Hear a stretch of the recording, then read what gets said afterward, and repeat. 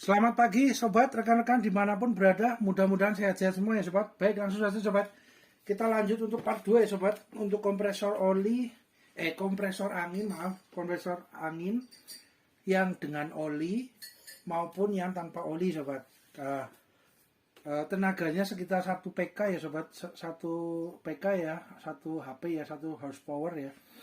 Kebetulan kami produknya ada 2 sobat, dari yang oliness tanpa oli modern RRT, kemudian yang dengan oli, mesinnya dengan oli dari Nishi air kompresor Japan ya, lisensi Japan sobat.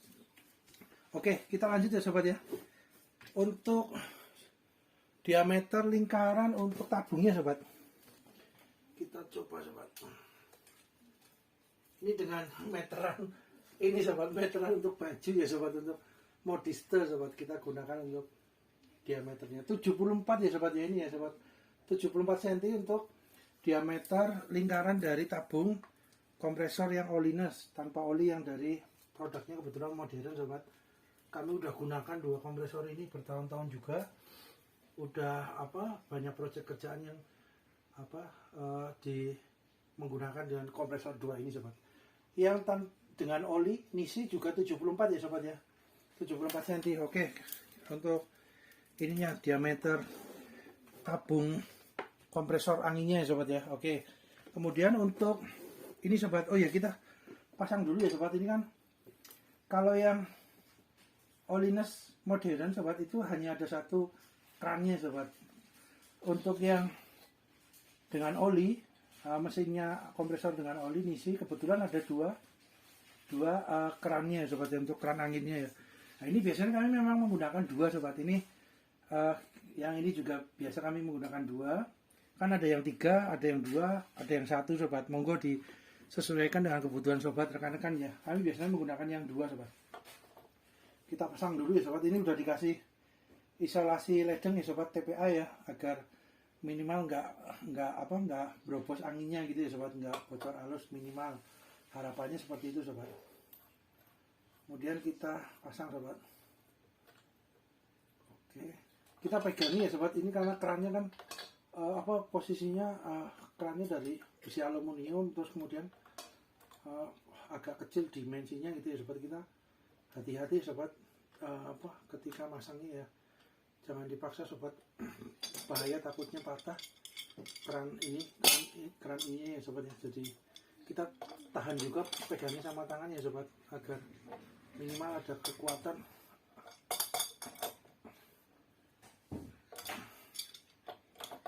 Minimal ada kekuatan nih sobat ya.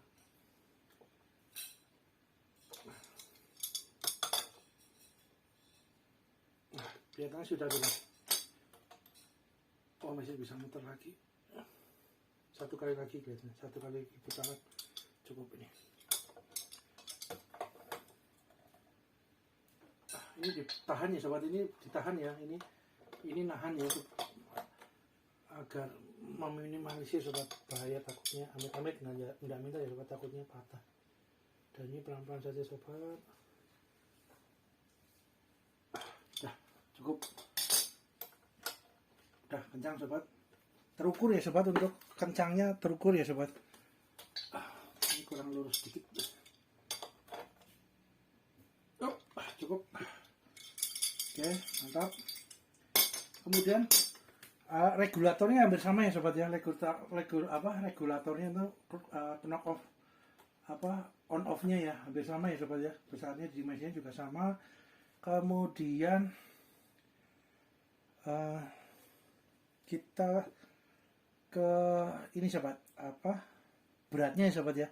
Tanpa ada angin, kita lihat dimensi beratnya dari 2 unit kompresor ini ya sobat.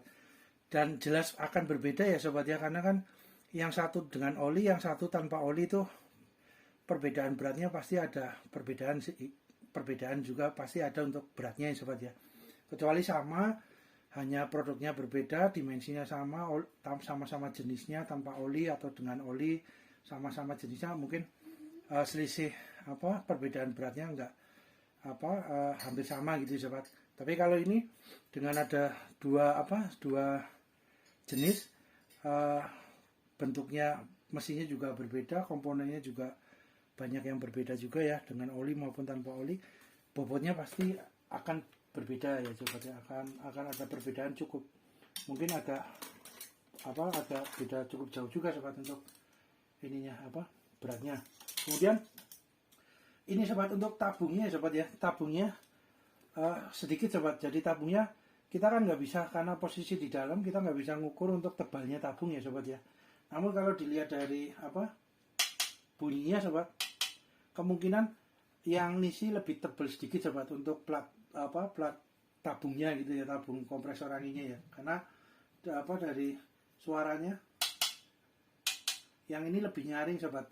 Jadi biasanya kalau lebih nyaring, besi ini lebih tipis biasanya sobat, tapi kalau suaranya agak lebih berat, duk-duk-duknya tung-tungnya ini lebih berat, intonasi frekuensi suaranya ya namanya ya, kalau dalam bahasa suara itu frekuensinya ya sobat, intonasi bunyinya ya. Nah, ya paling pasti memang posisinya dipakai sketmat ya sobat ya, pakai ini jadi tebalnya berapa jadi kita tahu. Tapi biasanya lebih tebal yang isi mungkin sedikit lebih tebal lah sobat ya, tebalnya nggak berbeda jauh tapi sedikit lebih tebal.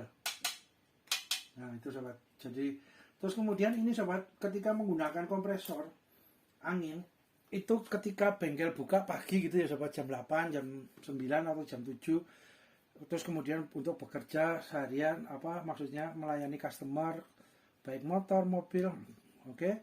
Sore ketika mau tutup bengkel, ada baiknya anginnya dikuras gitu ya sobat, dirilis gitu ya, air udara di tabung ini ada baiknya dirilis. Ya, dirilis itu ada dari bawah atau dari sini sobat. Dari sini ada, nah ini kalau yang ini kebetulan di sini ya, kenapa untuk merilis udara sini juga ada, tapi posisinya di sebelah sini sobat rilisnya. Jadi rilisnya sebelah sini ada dua yang buat ya, 3 ya sobat. Dari keran ini juga bisa ya sobat ya, keran ini juga bisa ya, dapat ya untuk merilis keran. Terus dapat dari sini knob ini, terus dari bawah sobat, dari lubang pembuangannya di bawah ada sobat, kerannya ya di bawah. Jadi ada 3 posisi lubang yang untuk merilis udaranya gitu ya sobat di dalam tabung. Karena biasanya kami jarang sobat udara di dalam tabung kompresor angin itu diendapkan berhari-hari, 1 malam 2 malam atau berapa, itu jarang sekali sobat. Kami biasanya rutin telaten gitu ya sobat ya, setiap hari pagi bengkel buka sampai sore sudah berkegiatan gitu ya. Sore sebelum tutup bengkel biasanya kami akan rilis turas untuk udara di dalam tabung kompresornya, kami lepas dikuras gitu ya sobat, supaya nggak ada udara. Karena udara itu kan mengandung kelembaban ya sobat, mengandung air gitu ya, kelembaban air lah. Takutnya kalau udara terlalu lama di dalam tabung kompresor angin itu amit-amit, nggak minta sobat, takutnya akan menimbulkan korosi dari dalam gitu ya sobat. Karena besi yang di dalam tabung ini kan tidak dicat gitu ya sobat, tidak ada lapisan lapisan untuk menghambat korosinya gitu ya sobat ya. Karena kalau yang di luar ini kan dicat dengan cat dasar, terus cat warna, kemudian ada mungkin ditambah juga clear coat gitu ya, clear coatnya untuk cairan clear vernisnya supaya anti gores juga, sedikit anti gores. Nah dengan adanya dicat ini tabungnya, kan lebih tahan terhadap korosi sobat.